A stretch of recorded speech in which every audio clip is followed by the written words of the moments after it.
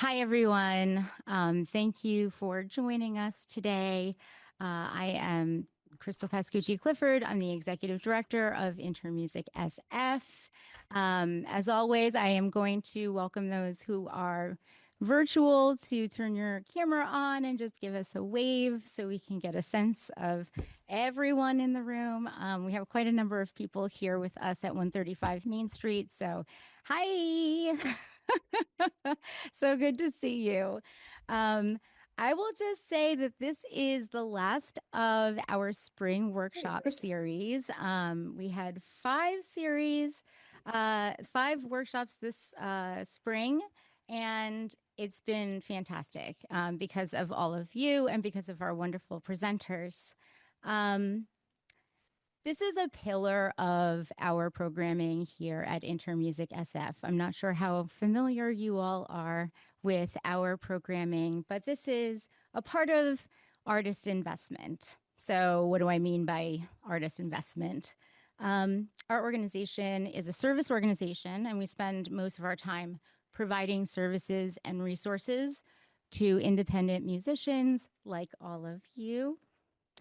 And that includes these professional development workshops. They're free, they're accessible in person and virtually, and they're presented by our community's own fantastic leaders, experts, and artists like yourselves, like us, that are here and call the Bay Area home. A bit of news to announce. We will be releasing the awardees of the 2026 Musical Grant Program, a program that funds projects. This year, we're making 26 grant awards, and I cannot wait to share all of those artists with you. We have expanded our fiscal sponsorship program to include 103 active and engaged artists and ensembles, which is really exciting. We love sharing the news from them, and we'll continue to do so. And please mark your calendars for SF Music Day. It is this year on October 25th. It's a free festival, 6 hours of world-class music, absolutely free, downtown San Francisco at the War Memorial. Please come if you can. Many of you will probably be performing. I just want to mention that Intermusic's programs are free and accessible to the public. And you can learn more about what we do at intermusicsf.org. Please be involved, please stay engaged, and keep up with what we're doing. Without further delay, I'd like to introduce Lisa Mezzacappa, a dear friend, colleague, and an amazing resource for us here in the Bay. She's a composer, a bassist, a band leader, and most recently, the executive director of the Jazzschool in Berkeley. She's been active in the Bay Area community for more than 20 years. Her work spans chamber music, electroacoustic works, avant-garde jazz, and she does duo to large ensemble, a huge member of our musical community, and also just a wonderful, well, she's going to tell you about her writing experience, which brings her here today, has many, many hats. I would just also like to say that in her role at the Jazzschool, she is working with providing programs to community members of all ages. Their registration for the summer programming series, workshops, ensembles, classes, camps, it opens tomorrow. So if you're interested, Monday, next Monday, Memorial Day. So if you're interested in jazz and beyond, please go to jazzschool.org. And without further delay, here is Lisa Mezzacappa. Thank you so much, Crystal. It's really great to be here. Intermusic has had a really big part in my artistic life and professional life since when it used to be SF Friends of Chamber Music. So for many, many years. So so glad that you're all in this family because the organization has such an impact on our community. It's amazing. So today, I'm going to talk to you about publicity. So not just writing, but also the whole strategy of how to get coverage for your work, and also thinking about why and when you need to go through all this trouble. Because I'm a musician and, DIY kind of person, I have a real clear idea personally about how much effort things take and whether they're really doable, and how do you break off little pieces sometimes to do something in a way that is practical for you. So being strategic and making decisions about your priorities at any given moment is a really important part of this. So I'm going to give a really broad overview. We'll also really get into the trees about like language and how do you talk to the press. But you have these packets that you were all emailed or that are in front of you in the space here. And so anything that seems like I glossed over because we couldn't get into all the words, you have that to reflect on later. And so you can keep any of that. And I'm hoping that will be a resource for you, maybe, in 6 months or a year when you're like, it's finally time to write that press release. So these packets will serve you, I'm hoping. I tried to curate them with that in mind. So as far as my background in publicity goes, I actually used to work for a daily newspaper out of college. So I learned how to write for a newspaper, and I learned what happens in a newsroom. I was a calendar editor in an entertainment section, and then I was a reporter and general assignment and arts reporter. Then later on, I became communications director at New Langton Arts, which is a small arts multidisciplinary nonprofit in Soma. And there I was also doing all the publicity for many genres of artistic practice that I didn't necessarily even understand. And that was much of the time around work that did not yet exist. So like you're trying to pitch a story or a review or a preview for something that has not been made yet. And that's like been the through line in my life, is how do you talk about the possibilities and help people imagine work that has not been created? So I learned a lot of that at Langton, which was all about new work. Later, I also did PR for Oakland Ballet.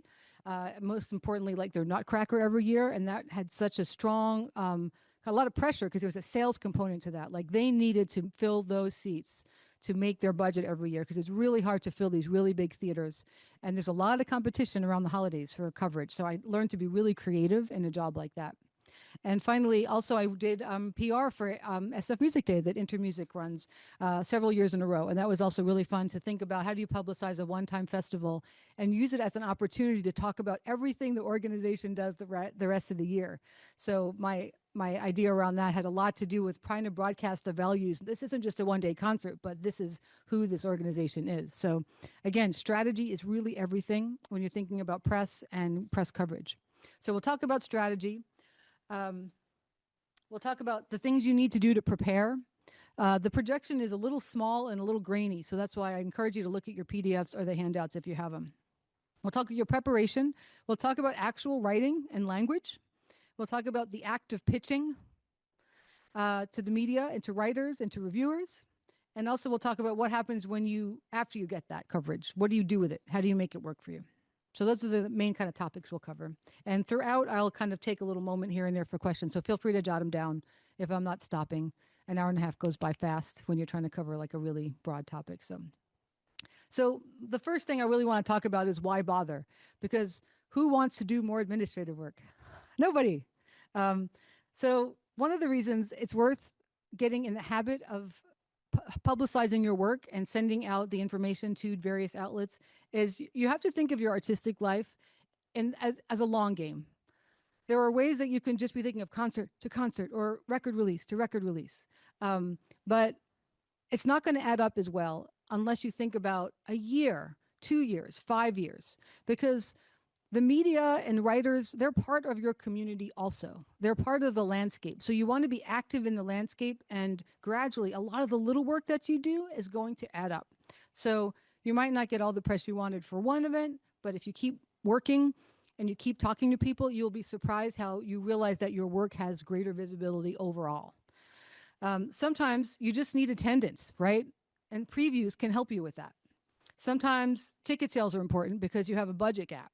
So there are some real reasons why a preview in particular would be really important to you rather than a review. So think about, again, why am I going to do all this extra work? I have to write the music, maybe I have to rehearse the ensemble. There's other things you're doing, and sometimes the PR part is the part that's like, I've just run out of steam for that.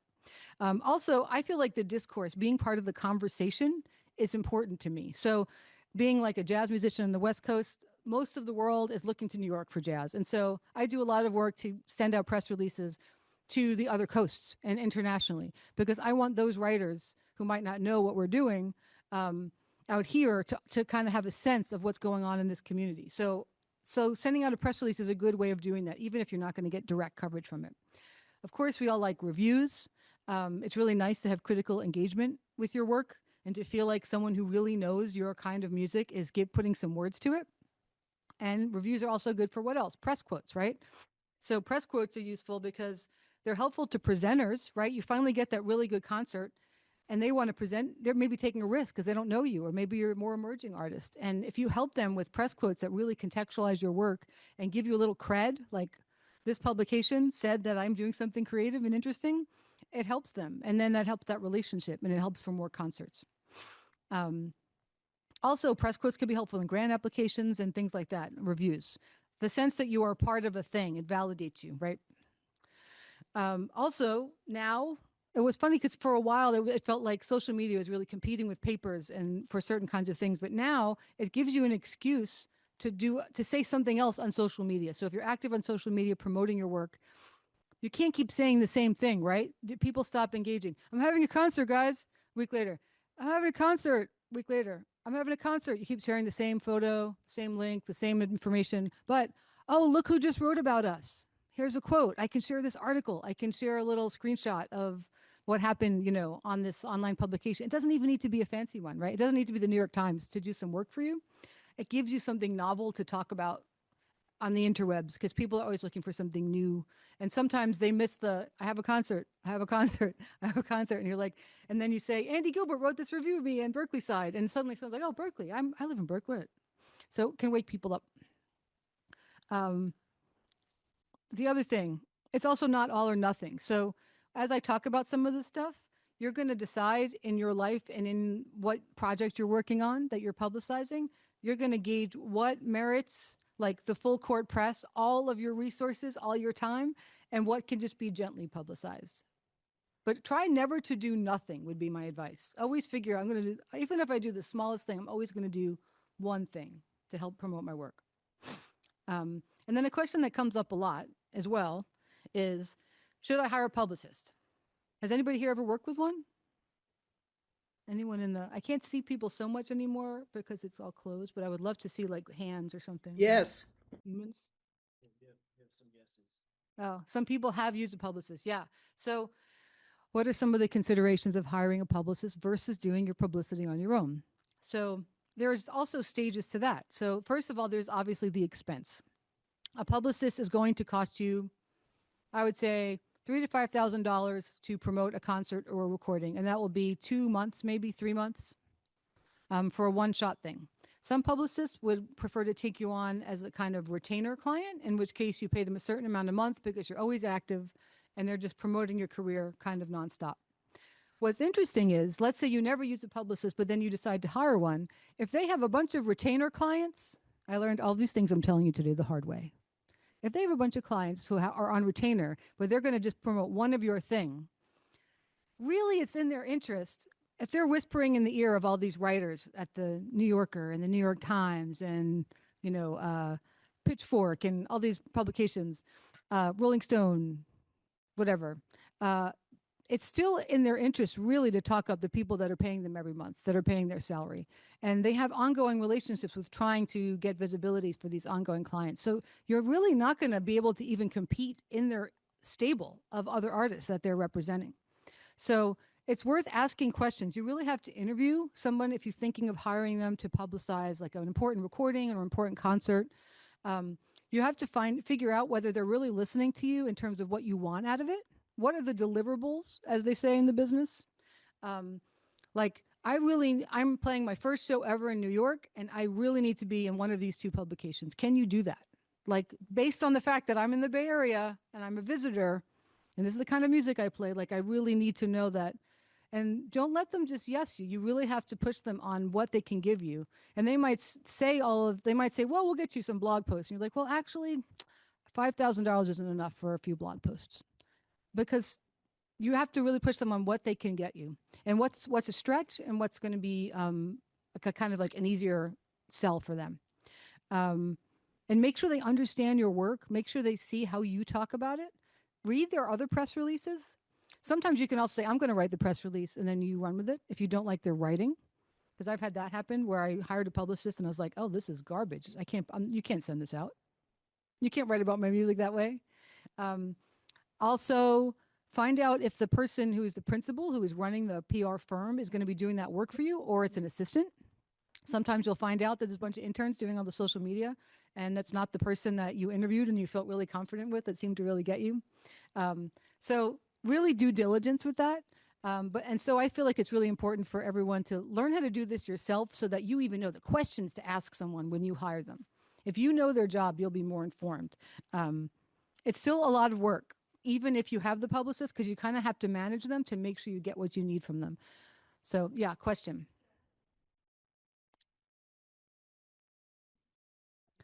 Oh, so the question in the audience here is audience attendees is where do you find a publicist? That's a really great question. It's very word of mouthy.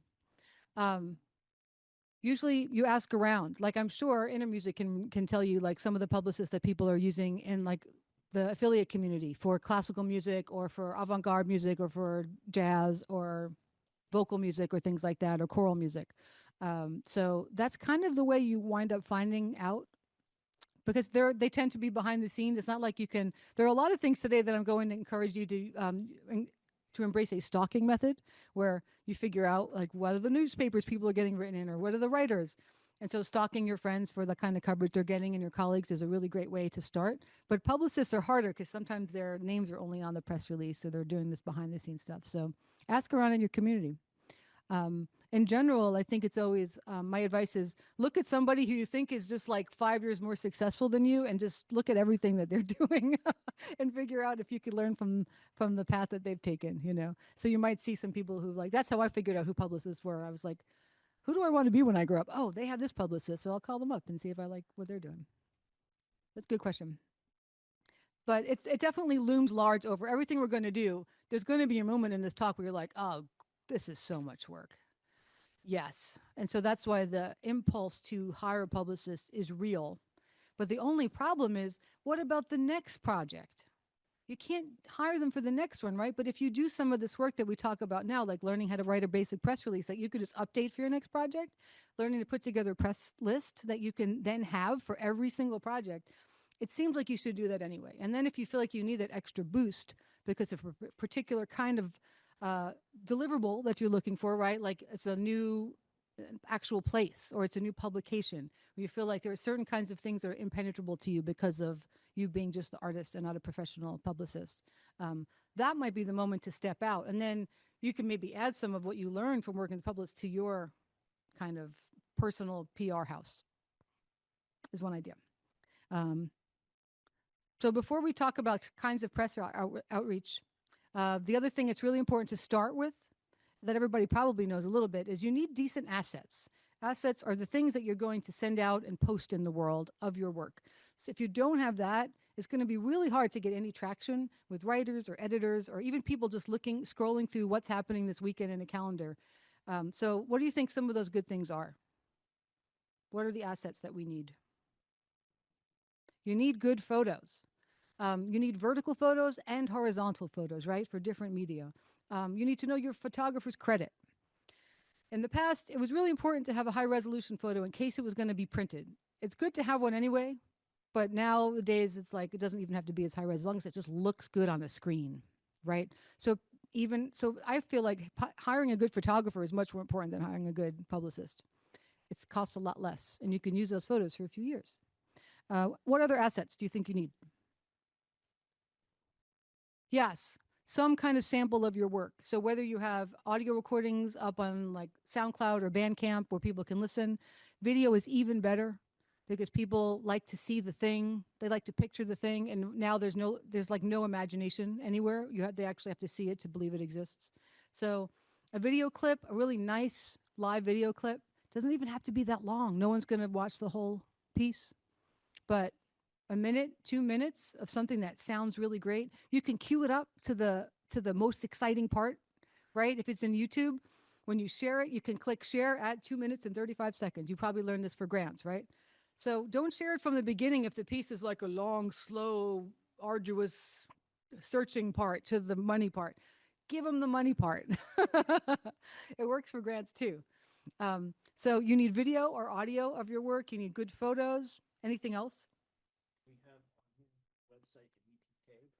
Yes, not bad to have a website or EPK. I feel like websites are less necessary than they used to be because of people's social media presence. But an EPK is a great place, an electronic press kit, where people can go grab those assets. So if you have good photos, let's say you're making a recording and you have like a one sheet about that recording, you have the cover art of the recording, you have a bio. We'll talk about what goes in an EPK later, but it's basically a place for a writer to click and to get all the things they need to know about you, where you've put them all in a folder. It's just really a folder now. It used to be a little bit more involved. So I think an amazing website is even less important than it used to be. Like your whole life was on there and you weren't valid. But so many people stop maintaining theirs or don't have great ones anymore. You also don't need a full length record.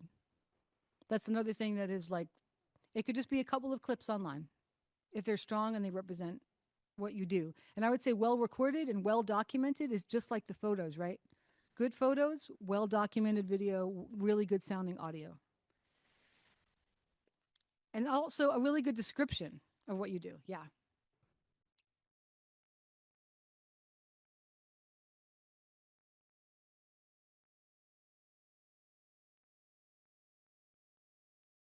Yeah, I mean, I would say like post your audio on like a Bandcamp page where you can just have free, it could be free, or you could also put it SoundCloud. A lot of people use just to hold audio and it's free, like up to a certain point. So I think that's pretty good. And SoundCloud you could also use for grant apps and things like that, things that you don't want to release into the public, but you just want to be able to share. The other thing you could do is literally just put them in a folder and link to them and keep that Google Drive or whatever folder live forever. Yeah. And we'll talk a little bit about how you deploy the assets for different things, but those are things you just need to have if you're going to talk to anyone about your work, right? So any questions at this point? I'm already behind. I knew that would happen. Questions related to what I just said? No, good. Let's talk about types of press and different kinds of outreach and timelines. So I was in talking about this for this talk is the first time I realized that I want to talk about passive and active publicity. So active publicity is you are talking to an individual and you are trying to convince them to write about you or assign a writer to write about you. And you are really in contact with them. You're trying everything to wake them up and to convince them. And that's a lot of work, right? It's a lot of follow up. But there are a lot of ways that you can think about promoting your work in a passive way, meaning you do one thing and it solves itself. And the main reason, the way of doing that is by thinking about calendar listings. So don't sleep on posting your event on calendar listings where people who might look for the kinds of music that you play are going to go. So what are those calendar listing sources in the Bay Area? Doesn't Intermusic have a calendar on their website? There's one. What's another one? Bay Improviser if you play jazz or improvised music. What's another one? Any classical musicians here? Where do you look for concerts? It's called San Francisco Classical Voice, SFCV. That is major source for classical and chamber music. Anything else? Where else would people look? It's general public, not musicians. Where are they going to look? Fun, cheap. If it is fun, if it is cheap, we hope it's fun. But if it's cheap, they do put listings. What about the San Francisco Chronicle? So newspapers, they still exist, right? Yeah, So the Chronicle, East Bay Press, SF Gate. online calendar, Berkeley side, Oakland side, SF Gate. And a lot of these are like now aggregators, so you have to sign in, make an account. So like just do that. And I'm going to show you how to keep track of all this stuff. Make an account, figure out those like maybe 5 things.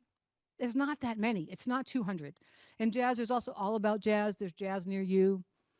You can decide, you know what, I only have time to do 2 calendar listings. So I'm going to do East Bay Express, Berkeley side, and the jazz one everyone looks at. I'm just going to list it in 3.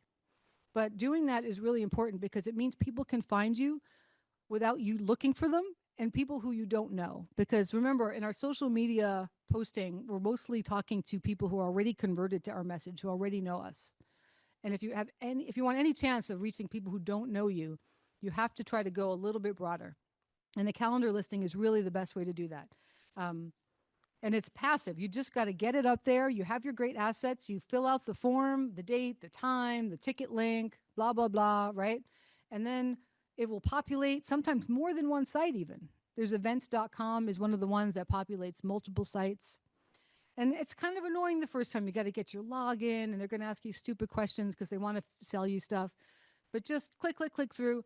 And then you have your account and save your password and the login so that the next time, bookmark it. You could just go to that and it'll take you 15 minutes to get all these listings out as soon as your concert's booked. And usually you'll get an email that maybe if you need to change it later, like let's say one of your musicians changes or something happens like that. So you want to make sure that the information's accurate, right? Because it is hard to take things back once you've put them out into the world. But I think as soon as you do that, if you make a habit of it, then that's doing work for you out in the world. Because also, who do you think reads some of those calendar listings besides the general public? Writers and editors of papers, they will just look through the listings to see what's going on this week and what do I want to assign. So it's passively pitching a little bit to you, which is exciting. Let me know, is there anything going on that I need? KCFM is also a really great calendar for jazz. I'm seeing Jeremy in there. That's awesome. Yes, it's another really good one.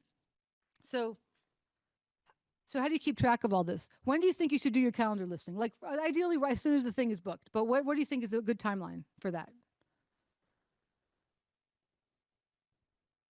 No less than a couple of weeks before, because then you want to give people a shot. But what's crazy is some people are really last minute. If you don't think of it until a week before, you can still throw it up there. And some people might see it like what's happening tonight. A lot of people actually work that way. So they might actually go to see your concert the same night. But I would say as early as possible for this, because it doesn't, as soon as you have the information, just get it out there. So you might decide like, okay, you got the concert booked, it's September 1st, and you're still assembling maybe some of the details of it, the program's coming together, but at some point, just put the date in your calendar of when you're going to do the calendar listings. So give yourself 2 weeks, or maybe whenever that information is due at the venue that you're performing in. Like they need the information by March 1st, so I'm just going to put March 1st in my calendar for do the calendar listings. And you start to have to give yourself a little bit of discipline around this because you don't want to do this. It might be nice out. There might be a good movie on Criterion Collection, and you don't want to do this, but just put it in your calendar and just make yourself do it, and you won't regret it. This is a little bit of tough love PR style. Okay. The other thing that's interesting is there is often a blurry line these days between a listing and different kinds of advertising and sponsorship. So I would just say be aware that they're trying to sell you. They're trying to offer you, first there's a free service of a listing, but they're always going to try to sell you stuff as part of that. So just be aware that you should be able to get through all that without paying anything. And sometimes like for a $5 boost, we'll add 2 images, or for $10, we'll put it in our e-blast. So make sure that you have a sense of, oh, now I'm being marketed to. Do I want to participate in that? Do I have money to add marketing to my listing? But you could also just do a simple listing without paying. It's just good for you to know that. They don't want you to see that sometimes when you're clicking through these sites, because they've gotten better and better at trying to figure out how to monetize those listings. If it's a newspaper you support, that's fine. Great. Cool. Any questions about calendar listings? It's worth finding out if whoever you are performing for, like if there's a venue or a presenter, they might do that. So that's the other thing, is also check in with them about what kind of promotion are you doing. They might say, we're doing nothing. It's all on you, in which case you're going to write that press release and you're going to do your calendar listings. Or they might say, we'll do the press release, but we don't have any bandwidth to do listings. So try to make it collaborative with them. And then that might also help lessen your workload a little bit, is in my experience.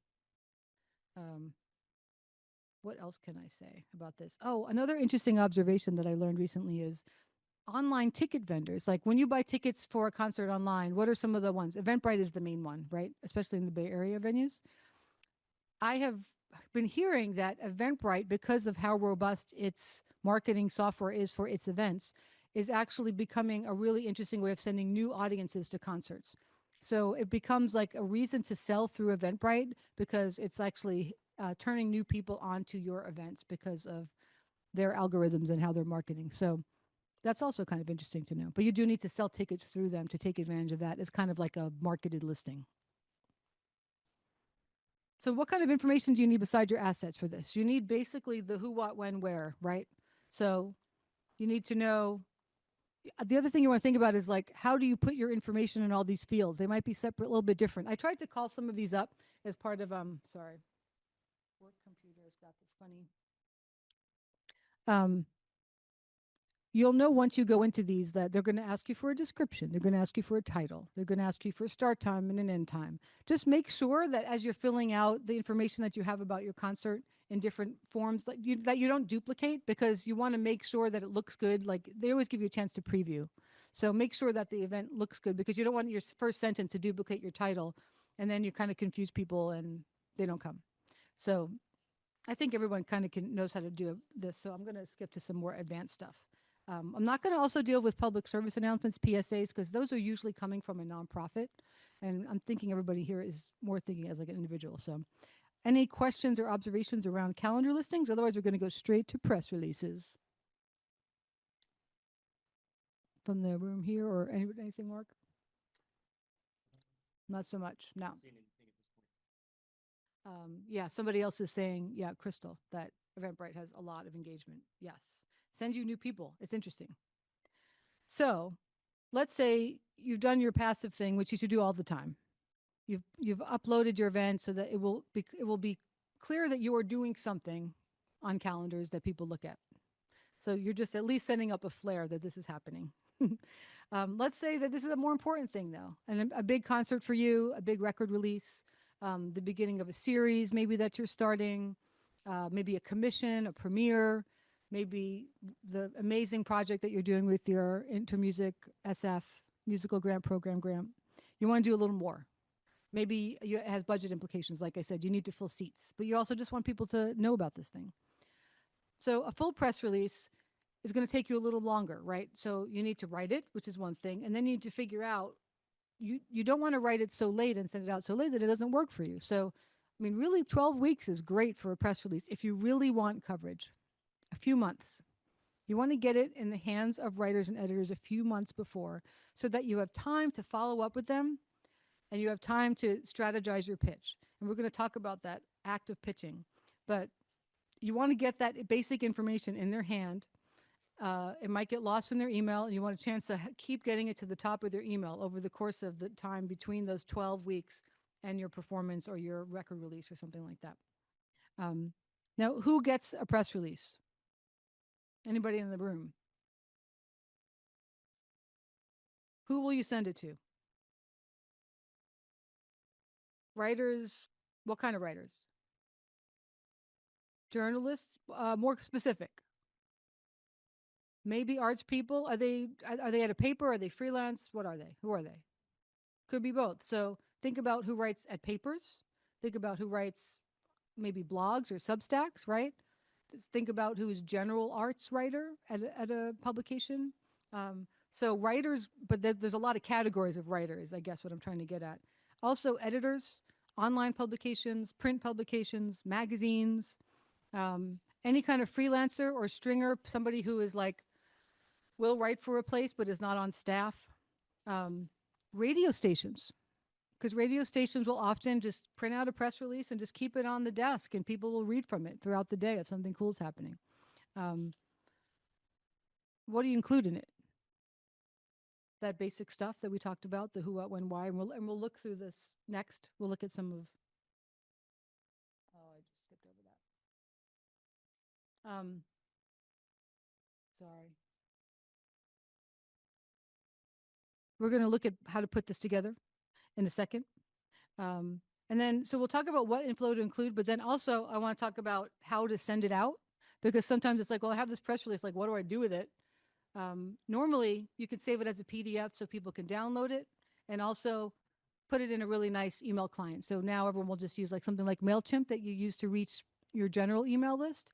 People will also send out a press release to a specific group of writers that you're calling your press list. They won't get your big email, right? Like if you send out an email every couple of weeks about your concerts, don't put your press on that. You're going to save your press for a special list that you're going to use much more judiciously. You want to preserve, these are very special relationships that you're cultivating with the media, whether it's writers or editors. And so you don't want to glom them in with your general mailing list.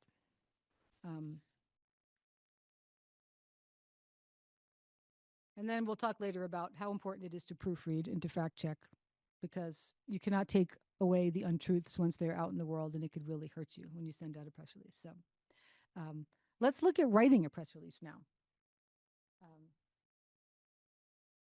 So in your handout, you could see on the right there, we're not going to look at, this is a sample, but looking at, it's a little strange how I have this set up here, sorry. Looking at a press release, what's interesting is, in all the years I've been doing this, it has not changed that much what writers still want to see. They want you to be super concise. They want to be able to pull the information out that they need. You're really trying not to waste their time. So, very top. Always for immediate release. That's like, it's like the Pavlovian, it's like the bell ringing for the, like, oh, I'm a writer. I respond to for immediate release. It like puts them to attention. That means this is news. If you ever see embargo until, it means that you're announcing something and you're letting them know, but it's not public yet. But we're not doing any of that funny stuff. That's like when the opera announces their season, they'll send it out early and embargo it, so that people can like get all their writers ready. Then usually I put something like really high up, download photos here. So we're going to embed links in this, and it's going to be really important, because if a writer holds on to this or you keep sending it around, they're going to have access to all of these assets as soon as they need them, because they're not thinking about it now. They don't know yet when they get this how much they love your work and how much they want to support it. You're going to spend the next 12 weeks convincing them of that, but as soon as they are convinced, they're going to be like, where's the photos? Or their photo editor is going to be like, you're late already with the photos. That's always the way it works. So have those photos ready, have them labeled clearly in the folder that you have them in, Crystal Pascucci Ensemble, underscore photo by Lenny Gonzalez.jpg, like have the exact name of the group in there, have the photo credit in there. Don't have a bunch of photos that are called 794321 dash blah, blah, blah, because they're going to download those, and frankly, like a story can be dropped if the photo editor doesn't have their assets. It's crazy. It's kind of like it's very intense and harsh, that environment. So then you have your title. What are you trying to promote? What is the news? And then a subheader. A subheader will usually just give a little more context. And then you're going to list all of the really important info at the top. And or you could put it in your lead paragraph. So one way of doing it, depending on, you'll see there's different approaches to this and the stuff that I'm going to show you. So you could have the really basic event info right up there on the top. And then you're going to start your paragraph where you're going to get into the meat of what is this thing. So Dateline, San Francisco, California, May 20th, 2025. That's hysterical that is exactly a year ago. And then you're going to write your lead sentence, and we're going to talk about that. So that first paragraph should work as like a standalone description that has all the information that you want people to know. It's all been boiled down. All of the fat is trimmed off, all of the artifice and ornament, and it's all of the information boiled down. It is an exercise in really lean writing, being able to write the first paragraph of a press release. So we're going to look at some of those that I think that might work for you guys. So you need to know the who, what, when, where, why. You'll always reiterate all the details of like when it is happening and why. You want people to know how to buy tickets, the sale date if that's relevant, the venue address, and then just like pop out anything in bold or a color or something like that that will help someone wake up like, oh, I don't know. I can't even, Prince is playing in this concert. Amazing, whatever. So you're always trying to wake them up, and you're also not trying to, and you'll see in the language, the way we talk about a press release, it's not marketing language. It's really descriptive, but not florid and no superlatives, how you write to the press. The body will be one or two more paragraphs after that can be more descriptive, more detail. Like if someone needs to know about this artist more, or this ensemble more, or this is part of a bigger thing that we need to take a step back and contextualize. But really, again, that first paragraph will sometimes just like be cut and paste and thrown into an article or thrown into a calendar listing, or sometimes, those smaller things that papers will do, like picks this weekend, where they just run like 2 sentences for each thing. It's all going to come from that. Most people will not read past that first paragraph. So it's got to be tight. You can include artist bios, but really press releases have been moving more and more toward brevity and succinctness and pointing people toward the resources they need versus putting it all in the press release. So linking to an artist's bio is totally is like more the rage right now than like putting all the bios in. But making sure you're linked to a good one, you know, and not like, because you don't remember if you send someone on a link and this, they could not come back. And we want them to come back and get engaged with what's in that first paragraph. And then you always put end with these dollar signs at the end, and make sure that you have some information somewhere about who they contact for press inquiry, for media inquiries. Don't forget to put your contact info, because what'll happen a lot of times is, let's say you send out this nice looking email in MailChimp, and then you put like download press release here. A lot of times if someone's interested, they'll download it and just, they'll delete the email from their inbox, but they'll download the PDF of the press release, and it'll go to their, you know, maybe they'll have some writers or editors will have like a folder for May, June, July, and by the week, you know, depending on how they publish. And so they'll throw your PDF in there, and they might not look at it for 2 months or 6 weeks. And then they look at it and they're like, oh, great, I got it. Oh, but I just need to know about, and they're like, oh no, I don't even remember who sent me this. Or like, is it the artist? And then they're trying to stalk you. And so them not finding you could also be trouble. So it's really important that you do that little, that's why it's good to have this. You can kind of give yourself a checklist about whether you have that information in there.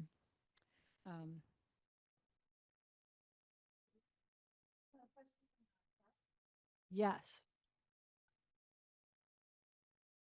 A short bio should be like 3 sentences, a short paragraph, 175 to 200 words. I do a whole other workshop on writing a bio. It's brutal. um, Also, you can put links to other media before I forget, and then we'll take a moment for real questions, because I want to get through the other things you can put in the press release, and then we'll look at samples and I'll answer questions. So links to other media is great, especially like what we talked about with, if you have a nice video sample and you know where to start it to really wake somebody up, put the video in there now, in the put it in the header area. You'll see in some of these press releases I've written recently.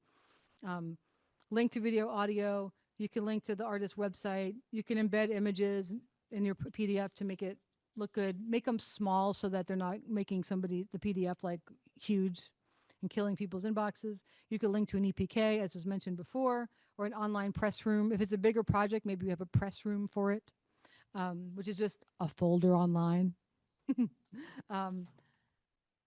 Audio, what other things? Linking to photos is really important. Yeah. Now I'll take some questions before we look at some samples. Yes. Oh, I can also repeat the question after you ask it if that's easier. Is it ever possible for a press release to lead to a more detailed feature story about an artist? Like, would you write something differently if that was your goal? Great question. No, the press release is really, it's like this invitation to connect with your work around a time-sensitive thing, if that makes sense. So if they're going to connect with your work for a feature, most likely there's some, we call it a news peg, something timely it's got to be happening for them to want to write that feature. It's very rare, especially increasingly, writers have less column space. Even people who really care about the arts and want to write about it have fewer and fewer opportunities in newspapers now and publications. So it's very rare that someone's going to write a feature about an artist without something happening. Like, it's to promote a thing usually. There's a concert, there's a release, right?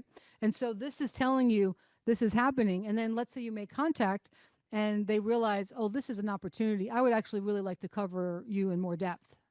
So that would be a possible outcome of this. Yes, I think everybody wants that. But the press release is no different, whether you're trying to get a preview, a review. Really, it's just like, this is happening. I want you to know about all of this. And then when you're pitching, you can very strategically look at which publications and which writers are going to be the better people to ask for a preview or review or this or that. So that's in the pitching stage, where you start to develop your strategy around your press list. But the press release is not going to change. It's a good question. Yeah. The timeliness is super important. Yes. You previously mentioned about a 12-week timeline. So if we have, for example, a presenting company has a season announcement, and then our concert is 9 months away, do you think that will be too early to reach out for the press release? Okay, so if you have a season that involves many performances, like many performances, so that's like kind of a two-tiered approach. So you would probably do your season announcement where you announce everything. You can't get into a lot of details. You pull out highlights that you talk about, and then you follow up with individual press releases for each individual performance. And if you decide that's too much, maybe you pick the top 3 that are really important, or like again, you've decided that ticket sales are important, or visibility, or one's a premiere. And so you would need to do, if you have many performances and you want to get that coverage for each of them, it's great to get the coverage for the season announcement, but then it's also good to get coverage for each individual thing in the season. So the season announcement is announced by the presenting company, and we as individual artists, the performance is a couple of months away. So can we reach out to the press release early, other than just like the 12 weeks you mentioned? I think I still don't understand the difference. Are you the company versus the artist? I don't think I know the difference. So the presenting company has made an announcement for the next season. And we, as individual artists, can we approach? What is the individual artist connection to the presenting company? No, we don't. We don't. We just wanted to cover our own concert. I see. So, okay, I'm just going to make sure I understand. So Cal Performances announces their whole season, and you are, you're playing. Performer. They announce it in April, and you have a performance in December. Yeah. Okay, and you're the artist, and they are the presenter. Right. Okay. When you said company, it made me think of something different, like a dance company. Sorry. The presenter. Yeah. Okay. So that is an example where if you have a big presenter or a stronger presenter, talk to them about what they are doing and how you can augment it. Because they probably have a marketing team or outside publicist, and I would not touch that professional. If you are the artist, you make your work and ask them, how can I support your efforts? And they will have an answer and be so grateful. Yeah.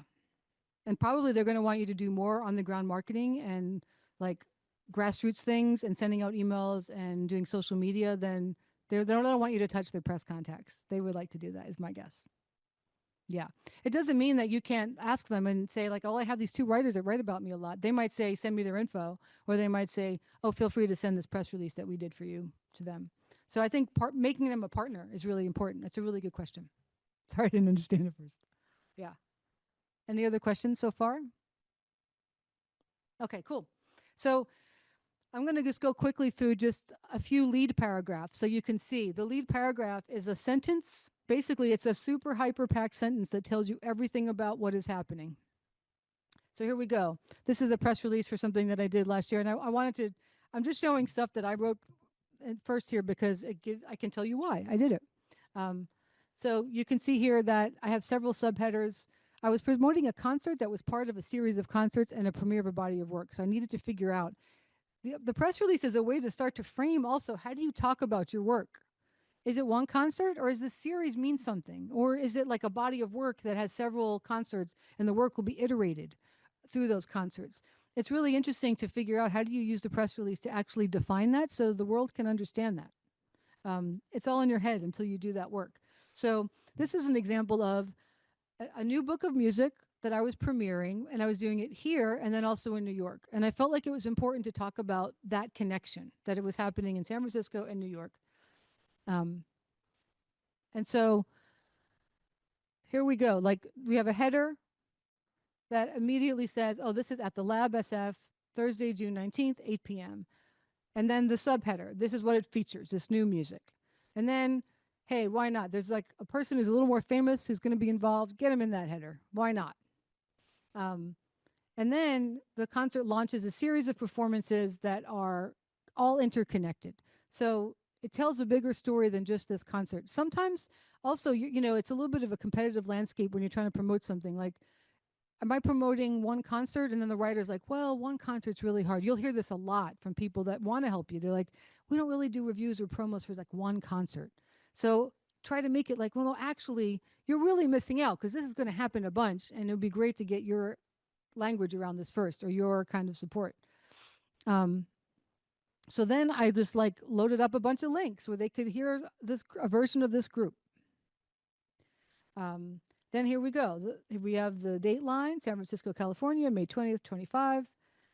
And then I'll read the lead. San Francisco Bay Area bassist and composer Lisa Mezzacappa presents the debut of her newest ensemble, Lisa Mezzacappa Five-ish, at the Lab SF on Thursday, June 19th, 2025 at 8 p.m., sharing the night with iconic guitarist Fred Frith, who plays a solo set. That pretty much tells you everything that's happening that night. And then next sentence, a little bit of a step back to add some context about, my music and my work. And then it names the individuals. So you could take that first paragraph and you pretty much know the whole story of this music in this concert. And then I go into more detail, and this is the rest of the press release, where there's a little bio. There's a calendar editors, please note. Sometimes you could put your calendar listings right at the end of your press release, and sometimes that will get farmed out depending on the publication to the calendar editor, and then they'll do some listing stuff. A little bit less so now. It's not totally necessary, but you can put those listings in the bottom. In this case, I also put all the New York listings because there's a way that the Bay Area is impressed by out-of-towners out-of-townness that I felt would add a little weight to the press release. So you kind of have to read the room a little bit in terms of what writers and editors are going to take seriously. And this worked. I did get some press for this because of that, I think. And then here's the version that I sent out in New York for the same ensemble. So again, like once you have your language around a project, like send out a few releases for different contexts, right? It's not like you have to redo this every single time. Mostly the same language, only prioritizing the New York shows. This is another press release that starts on this side. And it's a different kind of a project. This was a recording project of 12 records released over 12 months. So it kind of needed some language for people to understand, what the heck is this? I still don't know what it is, and it's over. So this was a record project that I did last year. But this is an example of how do you tell the story of something that's got a lot of moving pieces? Because some of us do things like that. And it's not just like one ensemble and one concert. So this is an example of another press release. And again, you could just look at how I handled some of these issues, and you might have ideas about how you would do it differently or how it might resonate with some things that you do. And in a way, like a recording series is kind of like a concert series. You could treat it similarly. Like there's a bunch of different artists and things are happening on different dates in a row, a series. So this was kind of like the headline. Somebody announces something. What is the thing you're announcing? What is the timing of it?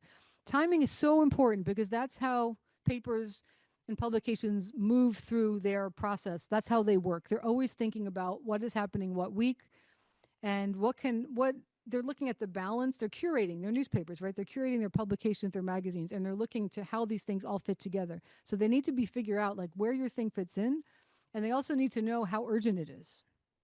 So that's also the answer to why you don't send a press release out 9 months early, because it's great to announce the season, but you need to follow up because the urgency there's like a sweet spot of it's urgent, it's soon, but it's not so soon that we can't plan for it. And a few months gives you that kind of wiggle room, I find. So in this case, I was listing all of the different, I'm not even sure, so it would be great for a publicist to look at this and say, I would have done this another way. But it was so much jam-packed information to announce basically 3 releases at a time every 3 or 4 months. And so I sent out a different version of this every 4 months with the next 3 recordings. But it wasn't kind of an example of, you might not cover the first one, but I'm going to keep doing it. I'm not going to give up, and I'm just going to keep sending this out so that at least you know what's happening. And who knows, maybe some of these recordings that did not get a review or did not get any kind of press attention, when I send out a press release in 6 months from now, maybe that will have sowed some seeds with some new writers that I sent things out to. So that's what I also mean by the long game, is like you need to be aware of you might not be catching people at the right moment, but it doesn't always mean that they're not engaging with reading it, noticing you, seeing your name. That stuff does add up. If you stay in one community long enough, it does add up, I promise. So in this case, I was also, important for a recording in particular is very few writers, except for like ones that are like paid by record companies, like, Bandcamp has people who review their releases. But very few publications will review a record like in a local publication without some kind of an event. So that's, again, like a news peg. So if you're going to release something, you usually need something live that's happening only on one date for them to be like, oh, I should cover this and mention the recording. So I would, as part of this, like, it's kind of a way that your promotion and your publicity also lines up with how you program your work being in the world. So release 3 records, you should probably have an event or a concert that's on a very specific date, so that becomes like, it's part of the calendar, again, of like the editor decides, oh, that's happening that week. Let's see if we want to cover it later. But if the recordings are just out, there's no time set to that, right? There's a release date, but it's like there's no kind of reason for them to put this as like, oh, we're going to cover this weekend. They don't really treat recordings like that, especially because now the market is just flooded with so many recordings. So always having an event to tie your recording to is really useful, I find, as well. We'll just look at some more of these. Adding some photos. In this case, I put like little mini thing for each record. And this is that same press release. And then I thought I'd pull some other ones out as well. I think I'm going to cut to pitching and answer some questions. But I want to know that you have these other press releases that I want you to look at. I'm just going to read a couple more leads for you just to give you a sense of how they work. And then I'll answer questions about how these press releases are put together before we talk about pitching strategy, because I don't want to run out of time before we have questions. So here's a press release that I wrote that I think probably somebody else also had their hand in for Cal Performances, where I did a lot of their press release writing for a bunch of years. So here we go. Cal Performances at UC Berkeley presents star mezzo-soprano Joyce DiDonato, an acclaimed classical root string trio, Time for 3, in Emily, No Prisoner B. A new work by Pulitzer Prize-winning composer Kevin Putz on Saturday, February 7th at 8 p.m. at Zellerbach Hall. So again, that's a strong lead, Lisa Mezzacappa. So what do we know? We know the artists, we know the place, the date, the time, and we have some little descriptors that help focus your attention on why this is important. Even though we're not like star mezzo-soprano, that's as like flashy as you should get. She is a star. But you can't say the world's most thrilling and exciting. Like, the press don't want to hear that. They want to make that up themselves. So in a press release, you're going to be more lean about your language. Classical root string trio helps contextualize the group. It's more descriptive than kind of like showering praise, right? We have the title of the work. Anything like a Pulitzer Prize winning person or a Grammy winning person, if there are any kind of awards to mention when you mention a name in a press release, that will also help wake up a writer or an editor, because they can't know everybody's work, right? As much as engaged as a lot of people are who are involved in arts writing and publishing and things like that, they can't know everybody. But sometimes those external things that validate us, like if you have it, use it. And this is a good place to use it because it will wake them up a little bit. Like, that's a Grammy. Oh, how come I've never heard of them? And then they might click on a thing and figure out that they really missed the ball by not having heard of you or something. And it could even be just getting this grant, So let's say if you got the Intermusic grant and you could also talk about, this is the premiere of this prestigious local grant for local composers or local performers. It does wake up the person reading it if you help give context to the strength of your work where you can. Let me see if I can read you another lead. So, yeah, you can look into the details of these as much as you like. That's why I gave them to you. So here's another one for the yes. Yes, they were emailed to you by Mark or Tyrone. Yes.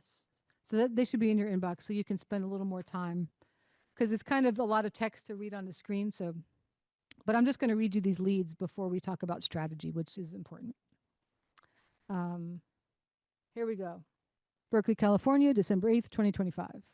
Cal Performances at UC Berkeley welcomes the return of the distinguished Chicago Symphony Orchestra and its revered music director emeritus for life, Maestro Riccardo Muti, for one concert only on Saturday, June 17th at 8 p.m. at Zellerbach Hall. So, again, it's very factual, but it does tie the whole thing together. Right? And it adds a few little words to remind you of the import of some of these people. Includes titles, and then just looking how it keeps going. Like, so for one concert only, to me, was important when I was writing this, because it's such a big deal to have that that band in town. And Muti and the band don't play often together, so it felt kind of special. So trying to point to that. The performance is the sole Bay Area stop on the orchestra's 7-city West Coast tour and marks its much anticipated return to Berkeley since Muti and the orchestra made their Cal performances debut during the 17-18 season. So again, you're really trying to always broadcast the specialness of anything that's happening. If you're doing a premiere, is it one night only? Was this a work that you've been incubating for 5 years? Or was this a work that was a product of, world travels and research and field recordings that finally is coming home to the Bay Area? What is like exciting about this that might wake somebody up who's reading press releases all day and everybody wants something from you, when you're an editor and when you're a writer. So how can you make them feel like this? I'd be really missing out if I just put this down and didn't pay attention to it. And so things about the specialness are really important to highlight in that first paragraph. Let's see if I have another one here for you. This is less exciting, but it was another, this is like a month of events and concerts at the school that I'm now teaching at, running. The Jazzschool Community Music School in Berkeley, California announces a full calendar of concerts, workshops, and free pre-programs in April. And because I could not fit all of them, then the lead, it kind of continues with, it's like basically I've boiled down a month into this one paragraph. The month-long Piano Love Festival comprises 5 Saturday concerts celebrating the dazzling scope of jazz piano artistry in the region. And going on, just deciding that I'm just going to drop names and dates. So you can do that. If you have a whole bunch of things going on, just drop your names and your dates in that first thing. And then they're gonna be like, oh, I like Myra Melford, great. And then they're going to scan down for the Myra Melford concert, and they're going to see if they like that. But at least in that first paragraph, they can see the names, like the what, the who. And then if you're trying to pack a lot of things into a press release like I was for this, they can go find the stuff that they're more interested in. It's hard to be as focused when you're promoting a lot of really different things. So this was like a bunch of concerts, a bunch of free talks, youth programs. It was so you can't be quite as focused as the fantastic Chicago Muti, which is just like this diamond that you're promoting. So there's a lot of ways to slice it. I think this is the last one. Oh yeah, this is another good one. I didn't write this. It's a really good one. By a colleague of mine who was down at Stanford. This was a percussion recital. So the header, percussionist Glenn Kochi performs West Coast premiere of John Luther Adams' drum kit opera Illimak on January 26th. So I think it's really important that he put drum kit opera in there, right? Because if you just put the name, you're like, I don't know. Maybe you don't even know that Glenn Kochi. I probably would have said former Wilco drummer, Wilco drummer, percussionist Kochi. I probably would have dropped that name because he's in a famous rock band that happens to do chamber music. But he does reference it in the first sentence. So think about also how the header and the lead complement each other. So here we go. Stanford, California, January 11th, 2013. In a mostly solo show presented by Stanford Live, percussionist Glenn Kochi, best known as the drummer for the renowned rock group Wilco, will perform his own work and music by Alaskan composer John Luther Adams on Saturday, January 26th at 8 p.m. in Bing Concert Hall. The highlight of the program will be the West Coast premiere of Adams' drum kit opera, Illimak, in Inupiaq for Spirit Journeys, a work co-commissioned by Stanford Live. So he's getting a lot of meat in there because the West Coast premiere is another thing. Premieres are sexy, always put them at the top of the press release. Any kind of a commission is also sexy, put that on the top of the press release. These are the things that make an editor feel like, well, this is special. This is out of the ordinary. I want to assign someone to cover it. So as we're talking about what you put in your press release, it kind of harkens back to the first thing we talked about, which is deciding which things to put so much work into, right? So waiting for the right moment to do this full press, right? This full, writing the press release, getting it into all the writers' hands and doing this pitching we're going to talk about next. You might as well wait till you have some really special, sparkly things to talk about because you're going to have more success. It doesn't mean that you don't sometimes have the bandwidth to send out something about a concert that doesn't have premieres or things like that. But know that you're probably going to be more successful when you pick your battles. It's kind of like for grants too. Not every grant is really going to suit the project that you're looking for. that you're looking for support for. And so figuring out what are the right fits and like really working on harder on that one might be better sometimes than trying to keep applying for things with a real mismatch. Here's another lead for you. This is the headline. The Kitchen presents a weekend of music with Acme, premiering works by Mick Barr and William Brittell, Friday and Saturday, May 11th and 12th. Subheader. Concerts celebrate the release of the ensemble and Brittell's new recording, Loving the Chambered Nautilus. So you can see how that subheader is giving a little more detail. And then here we have the lead. New York, April 24th, 2012. On Friday and Saturday, May 11th and 12th, The Kitchen presents a weekend of music with the New York-based Acme, American Contemporary Music Ensemble. For these concerts, the acclaimed experimental ensemble brings together 2 distinct programs of new music, a world premiere of this, commissioned, right, performance each night. They broke it up a little bit, but it's the same idea. You're getting all that information packed into this first morsel of the press release. Great. Any questions about some of that strategy, about some of the language, about some of the ways that you front load that information? Yes.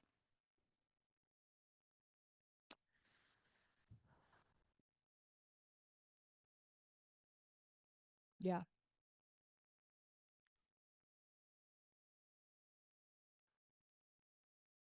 It's really good. You know, you'll see some of those actually in some of these press releases that I skimmed through. It's nice to include not a quote to talk about someone about how great they are like you would in a bio. Like in a bio, you might say, Crystal Pascucci, one of the most talented improvising cellists and arts administrators that the West Coast has ever seen. Lisa Mezzacappa.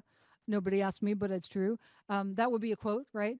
But you won't do that kind of thing. You like in a bio, that's good, but in this case, you wouldn't put that kind of a quote into a press release. But a quote from the artist that is more about the work is very, very a good idea. Yeah, I would say, yeah, some little insight, and especially for a new work. So that John Luther Adams one, did it have a quote? It should have. And he probably tried. Let's see. I'm back here. It doesn't have one, but boy, would I like to see one in there, actually. No, here we go. Here we go. No, but right here. In the hands of a musician like Glenn, the drum set is a one-man percussion orchestra, writes John Luther Adams, adding that recorded tracks, digital delays, and electronic processing allowed me to create an expansive sonic landscape through which the drummer travels. So that's a perfect example of a quote. Less what it means to you, but more like connecting like how we made the music or what it sounds like. I think it's more important to help people imagine it than to give like a personal thing like that, unless there's some amazing story. Like it could be a piece about his father or something, and that could be a personal thing that is interesting. But I think that's a great thing that I actually didn't bring up. I'm really glad you brought that up. So a quote from an artistic lead is often really great. Yeah, really good. So in our remaining time, does anybody else have questions online about quotes? Oh, that happened. Da, da, da. No, I don't think so. I don't see any more. So the last topic that we will talk about, and then we can get into more questions. Oh yeah, before we do that, sorry. It's so scrunched here, I'm sorry, but I wanted to show you just how to put together a really basic press list. Open up your Google Sheets, and they put some headers up there. Publication type, lead time, meaning how far in advance do they want to get it, ideally. Even though sometimes we might be late, put your dream amount of time. And you know, some publications like magazines have longer lead times, right? Because they actually need to print them and mail them out and stuff, right? So thinking about lead time of different publications, you can even ask writers, but usually a few months is fine for magazines. But then once you get to like online stuff, it could be a little shorter, but really less than a month is tricky if you want real coverage. Publication name, the name of the person, their title, so that you remember if they're an editor or a freelancer or a staff writer, what section they write in. Once we talk about pitching, you'll realize that it is important because sometimes you're going to have to be creative and leave the art section because there might be more interesting people who are looking for topics that are not writing about the arts and have more column space at their disposal. Their email, their phone, maybe less so now, but every now and then the phone's good for an editor because you might see something wrong on the online thing and call them and say, hey, please change that for the print. The listing URL, so again, like you can put your calendar listings in here. So the URL and password for those few online calendars that you're using. So you have all of this in one place, and you just like force yourself to spend half an hour a week on it, and just like see how much you can get done, so that you're doing a little bit of work and people show up for your thing. And then notes. Notes are super important because you're not going to remember who got back to you, who said, "Oh, I'm so interested, but I'm busy," or "I pitched this to my editor and they said maybe next time, but no time this time." And you're not going to, it's really good to remember also, because you're going to reach out to these same people maybe in a few months or 6 months or a year and say, "Hey, remember when I sent you that and you liked it and your editor couldn't run it? How this time I'm giving you more time. Is that, want to try it again?" And a lot of times they'll be like, "Oh yeah, thanks for reminding me." Because there's a person, it's just a person on the other end. And like remembering things about them and your exchanges helps to also help them remember you. So the more you can treat these people that you're asking for things from them as like people as part of your ecosystem as an artist, the more likely that you're going to develop real relationships and that they're going to want to help you and, go the extra mile to try to get stories written for you and about you. So this is really simple, and I would say put it together. It's definitely interesting too. Like when I was putting together, I put together a similar spreadsheet around record labels when I was trying to pitch around records. And there was one label that was amazing that they got back to them. They were like, "It sounds like a great project, but we don't do guitars." So like I was like, "Doesn't do guitars," so it was good because next time I had a recording and I was like, "Oh, that's right, they don't do this is a record without a guitar. I'm going to ask them," So you'll learn things. Like there was a time when one of our local writers had a young kid and didn't want to go over the bridge, and so they wouldn't go to concerts that were far away, but I knew that they would come on their bike to concerts really close to their house. And so it's funny because I noticed they weren't coming to some things that I was doing that I thought were really big deal far away in the city. But in the East Bay where they lived, if I did a really silly little show, they would always come. And I'd be like, "I didn't try to why did you come to the other one?" But then I realized I talked to them and I realized that, right now they're just doing really close to home things. And then I waited to pitch, a preview or a feature for something that was more convenient for them because that was the life. You could hope that they would come over the bridge, but that wasn't working out this time in their life. So I put those notes in there. It's a person. Cool. Any questions so far? Otherwise, we're going to go into pitching, which is fun. All right. So you're going to send out your press release to a list, right? And that is just kind of like it's your spraying on the wall, right? Just here, everybody, everyone, I'm doing this. And hopefully your press list is good. So in figuring out how to put together your press list, you will have looked at, first of all, other people like you and who those writers are, right? That's how you put together a press list, is basically, what do you read? What are the writers' names? What are the bylines? Put them in there. You could probably figure out what their email addresses are based on the publication. On Substack, if you follow some people who are writing about classical music or chamber music or jazz, you can really easily just write to them, and their emails are part of their Substack when you subscribe. So start to look at who is out there. You need to actually read things to want to get coverage. No one's going to cover you if you're not actually it's almost an insult. Like if you're not reading newspapers, why would you ask a newspaper to cover you? Like if you're not reading people, if you're not part of the conversation, if you're not reading other jazz reviews, why would they want to review you? So often when you pitch, you're showing them that you're following them. I know what you cover. I've done the work. I'm participating in this with you. And this is where it gets to be a lot of work. But again, it actually winds up being that you learn more about your community and more about the scene that you're in. And then your pitches get much more specific and you actually become more successful in getting more language and more conversation around your work. So in putting together your press list, you're going to realize that you're digging around a lot and you're noticing friends that post their press. And every time you see that, take that screenshot. If someone's like, "Oh, look, I got a review in the blah, blah, blah," screenshot. And then you go look and you find the writer's name and you find the publication, you put in your press list. So everyone that you know who's getting press, you're going to steal all their contacts. And then you're going to figure out who's written for you in the past. Then you're going to think about all the publications that you can think of. And you're going to do a lot of when you follow one person on Substack, they recommend other ones. You're going to go to them. And then you're going to realize that there's a really small window. It's not an infinite amount of people that you're pitching to. And you don't need to pitch to all of them. You can decide, I don't have the bandwidth for that this time. I'm going to pick 3 people that seem like a really good fit for this, because you've done that work, right?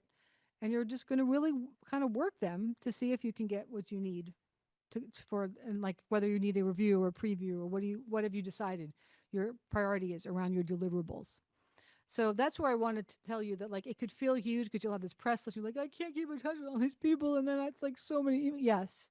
But if you decide these 3 or 4 people are really the most relevant in this moment, and they seem like it's just like it's going to be a good fit, just put your energy behind that much. And then for the next one, it might be a different person, or it might be 2 of the same.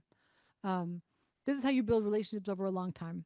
And again, because some people can't always cover you, they will remember you next time. And like for me, like when I put out a record and I'm actually doing this work, there are some people who are like, oh, they will answer your email right away. Please, oh, my mailing address changed. Send me a CD here.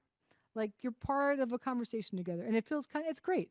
It's really great that you wind up having a bunch of people who are like looking forward to your next project.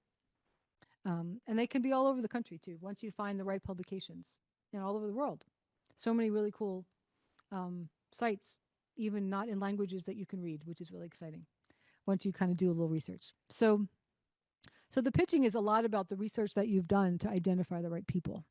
And it's about relationships, it's about consistency, and it's about bringing people into the fold of your work. So letting them know what you're doing, staying in touch with them. And that could be hard. And then suddenly you realize, oh, I haven't been doing that, and putting out a record. You realize, I let them go a little bit. Things got a little dusty. And you got to figure out how to re-enervate some of those relationships. So our strategy is to really start broad and get listed everywhere, get into everyone's calendar. And then once everyone has your press release, start a couple weeks later on your specific pitches. And these are going to be emails to one person. Dear Troy, I've been reading your Substack and I see the artists that you're into, and I think my work might resonate with you. Here's a link to the record. It would be so amazing if you could consider reviewing this in this publication where I see you've done reviews. Let me know if I can help with anything, or talk to your editor. So you do that. And then maybe they get back to you, maybe they don't. A few weeks later, hey Troy, here's this link again, or here's a video of the band. I sent you maybe the record before, but here's a video of my band we just played last week. The music's really come together. I think you're going to really dig this. Let me know what you think. I'd love if you could review this. Maybe a few weeks later. Always try to find some new thing to say and some new thing for them to click on and look at. And what's so crazy is they don't necessarily hate you because they didn't get in touch back to you the first time, or they don't necessarily, it might not be that they're not interested. It could literally just be like they were just overwhelmed that week. And then the third email hits them at a moment where they're like, oh, this is great. Send me a CD. I'm going to try to get this in the December issue. Like that'll happen just like that. Where you've built this up in your mind is like, oh, no one's going to review me. They're not getting back. And it's really like, oh yeah, it's great to hear from you. This is great.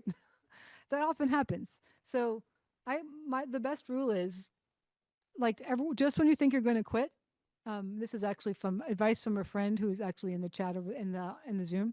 Whenever you're going to quit, just do one more time. It goes for booking too, booking things. You're trying to get into a venue or presenter, and just about when you're going to quit, just swallow your pride one more time. And just say it a different way. Don't write a tome.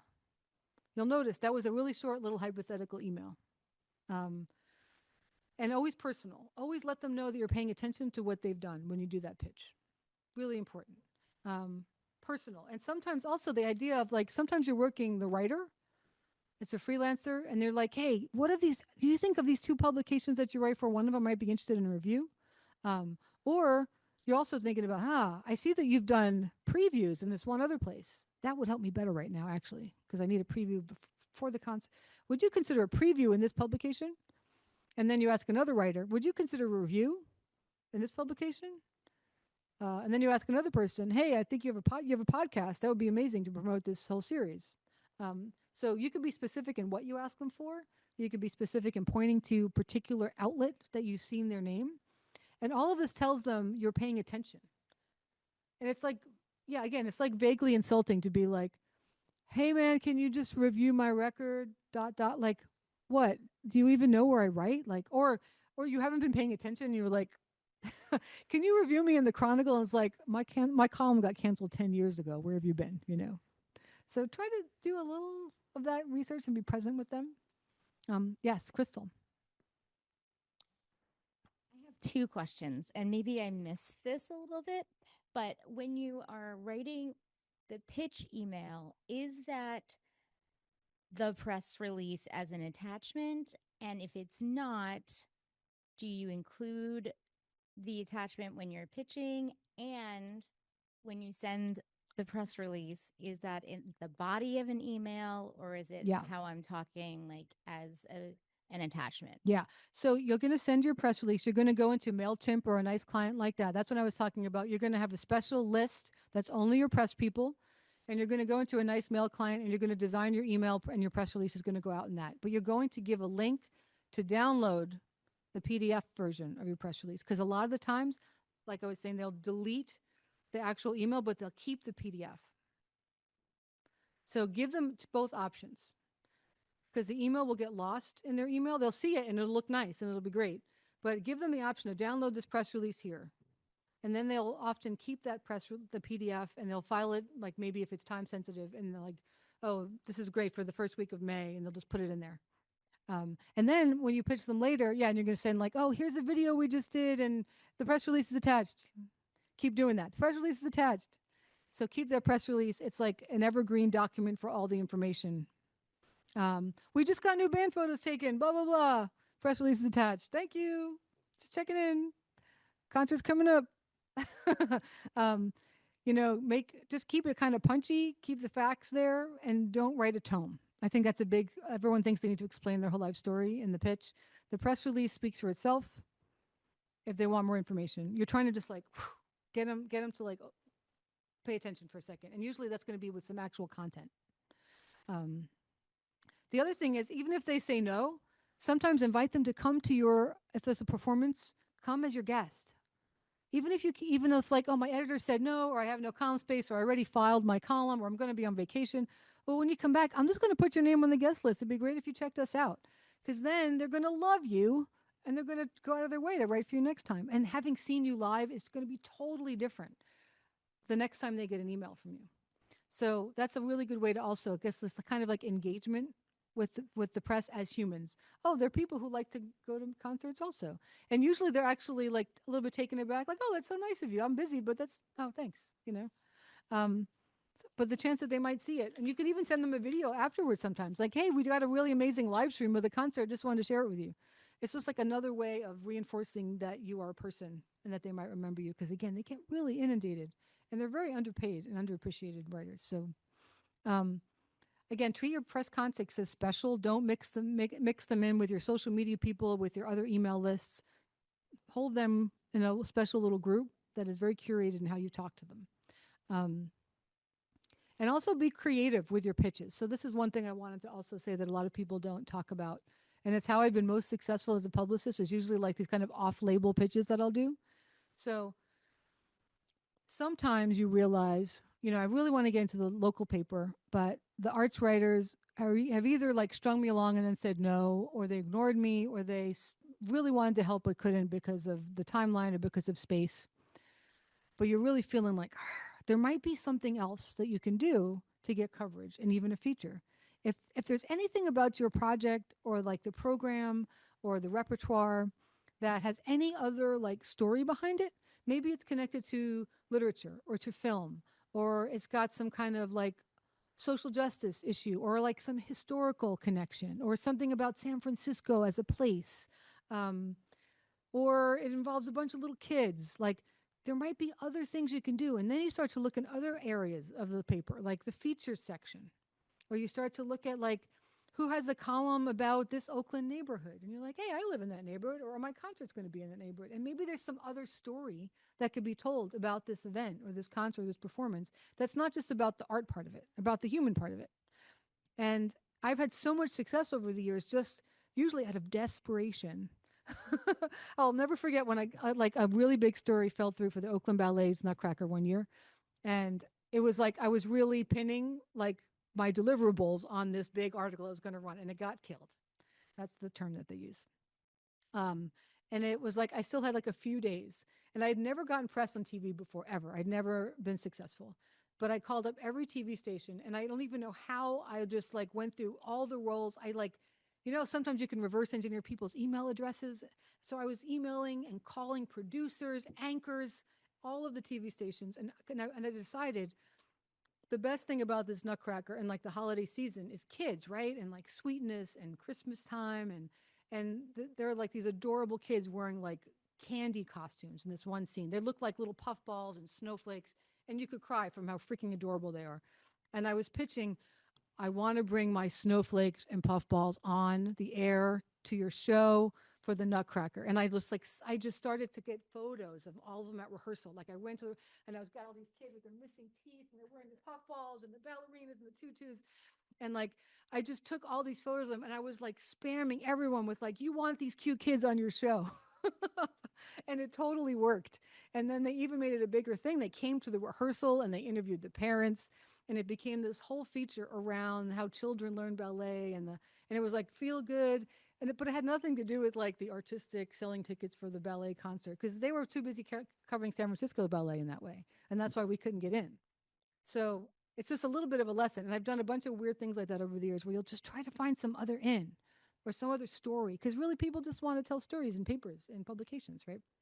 And sometimes the arts can be like narrow, and also they're getting squeezed so much financially. So there might be more opportunities in other sections if you can figure it out. Yeah. So I think I'm pretty much done here. Yeah, and the last thing I just want to say is, after you get coverage, make sure you thank them afterwards. Even if it's not a good review or whatever, the words matter, the effort matters. Go ahead and share that stuff on social media, anything that you get, and make it work for you in terms of promoting the show. Use that as like it's an item that you can then deploy in various contexts. You can send that press to like donors if you have a little, you can share it with people that are helping to support your artistic life or your ensemble. And also you can use it for press clips. And extract quotes and things like that, and make clips for that, to upload for grant support and things like that. So it helps to think about all of the end game of that, because you've done all this work in the end, and don't just be like, okay, well, that's done. Like, make sure you take that last step to make it actually useful. I think I covered all the things I wanted to mostly. Mostly, I think that packet's going to be useful to you for the specific language and how a press release can unfold over time. But it's hard to do like a writing workshop, half online and in person. So I thought that stuff would maybe be good in that way. Any final questions?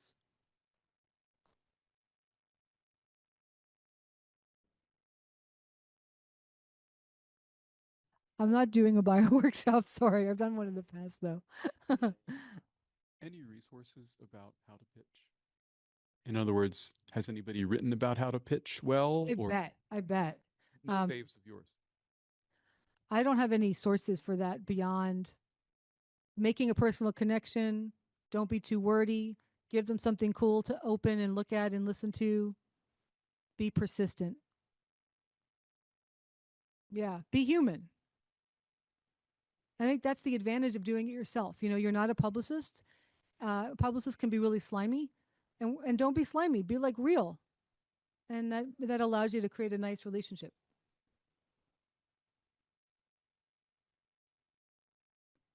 All right, thanks everybody.